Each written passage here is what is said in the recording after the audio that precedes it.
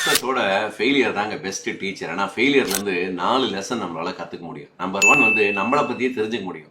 நம்ம கிட்ட கெத்து இருக்கா இல்லையா, நம்ம கிட்ட தில் இருக்கா இல்லையா அப்படின்னு சொல்லி நம்மளை பற்றி நிறைய தெரிஞ்சுக்கக்கூடிய ஒரு செல்ஃப் ரிஃப்ளெக்ஷனுடைய ஆப்பர்ச்சுனிட்டி ஒரு ஃபெயிலியர் நமக்கு கொடுக்குது. ரெண்டாவது, இப்படி பண்ணா ரிசல்ட் வரலையா, ஸோ மாற்றி எப்படி பண்ணலாம், அவரோட அவுட் ஆஃப் பாக்ஸ் திங்கிங்க்கு ஒரு ஆப்பர்ச்சுனிட்டி ஒரு ஃபெயிலியரையும் கொடுக்குது. அப்போ மாற்றி யோசிக்கிறதுக்கு ஃபெயிலியர் சொல்லித்தருது, சக்ஸஸ் சொல்லித்தராது.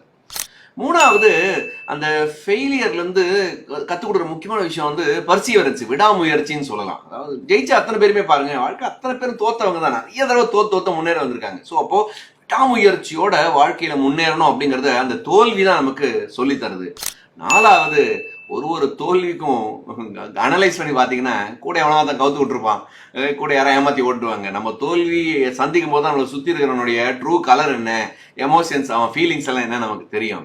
ப்ளஸ் நமக்கும் வந்து ஒரு அளவுக்கு ஒரு ஹம்பிள்னஸும் வருது. என்ன அப்படின்னா, நம்மளை சுற்றி இருக்கவங்களும் நிறைய பேர் தோத்துருக்காங்கப்பா அப்படின்னு சொல்லி அந்த ஃபெயிலியர் இந்த மாதிரி 4 விதமான லெசன்ஸை நமக்கு சொல்லித்தரது. அதனால தான் வந்து சக்ஸஸோட பெஸ்ட் டீச்சர் என்னன்னு கேட்டிங்கன்னா ஃபெயிலியர்னு நான் சொல்லுவேன். தேங்க்யூ.